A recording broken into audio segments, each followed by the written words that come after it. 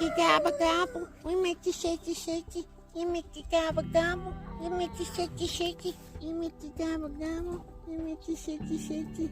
You make you gobble gobble. You make you shaky shaky. That's how these chickens sound. Like some kung fu chickens. Hey, what does ninjas drink? Water.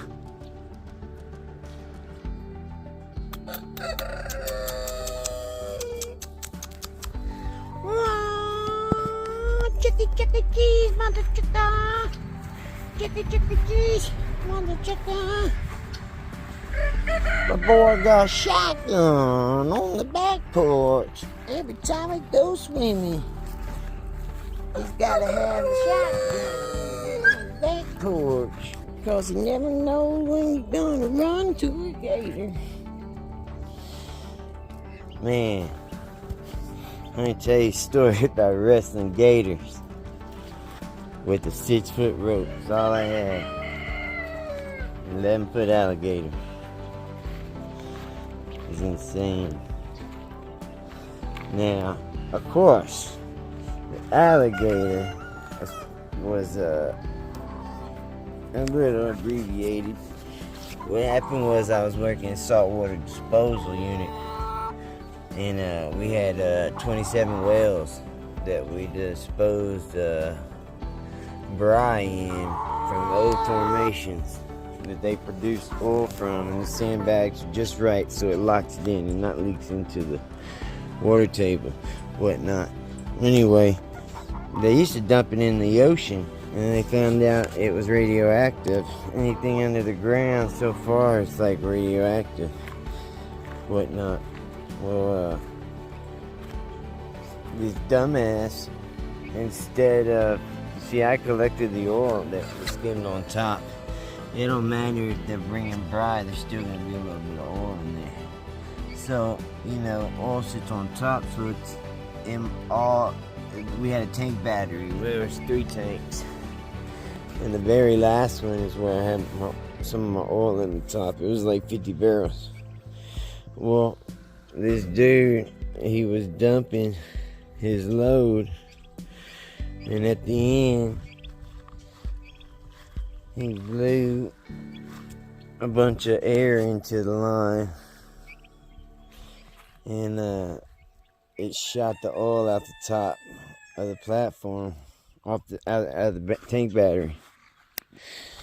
Well, that oil went in. There's always like a firewall around the tank batteries to protect stuff like that. Well, it had been raining real bad, so it was already like full. So as soon as that oil hit, it just skimmed over the firewall into a reserve pond right next to it. And in there was like 7 big giant turtles. Snapping turtles, that is. Main song bizzles. And 4 alligators.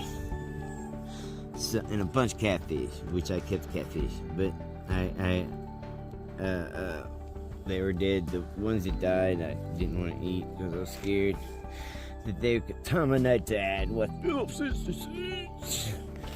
Allegedly, just kidding. No, but for real. So it was my job to clean that up. So we had to skim it all off the top, reserve it all, scrape all the soil, and it's a big old mess. It caused a big old fine, all that good stuff. And I'm not gonna say who I worked for and where it was at, but I ended up having to clean all the animals. Well, I took it upon myself to do this, and I cleaned them all up, with Dawn soap and rags and everything. I did the turtles, alligators. But this last one, he was 11 foot, so I just kept trying to get him tired, make him work himself, like going back and forth with the rope.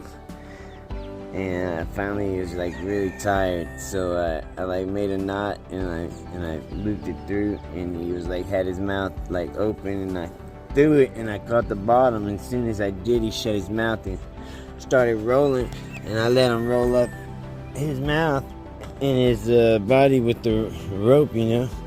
As soon as he did, I jumped on his back, and I had electric tape, and I taped his arms, and then I taped his mouth, and then I used the rope to pull him out with the truck and clean him up and relocated him to the next little pond over there, which there was a bunch of them.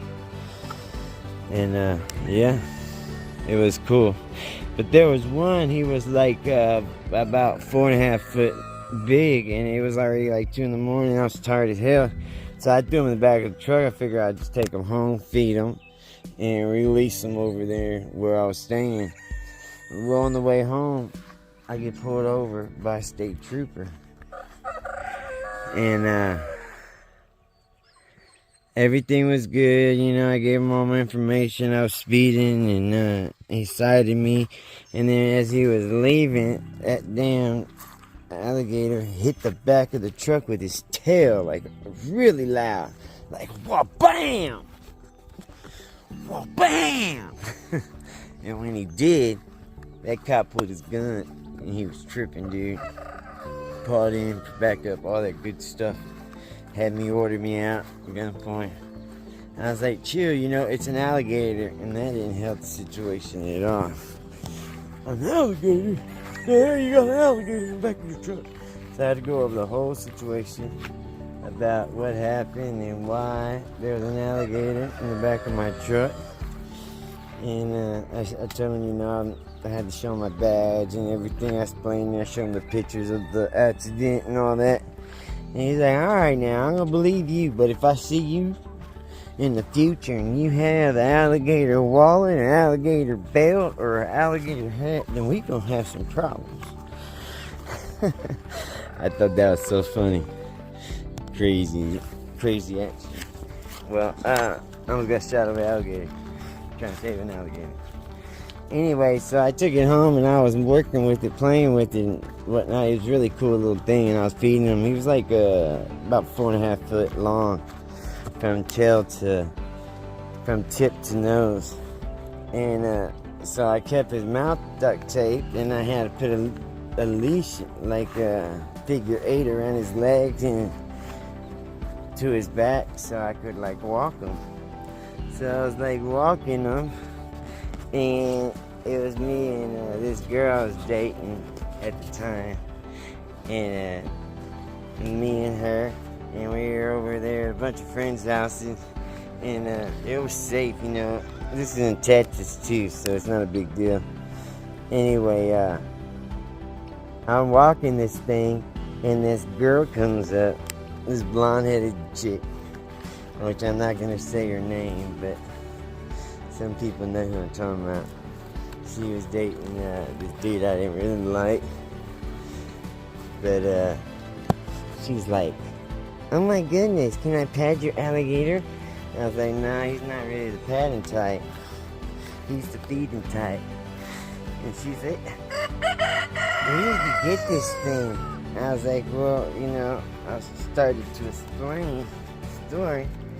And I was like, you know, I had to catch it and save it. She's like, of course, it was easy. Look at it, it's mouse tape shut.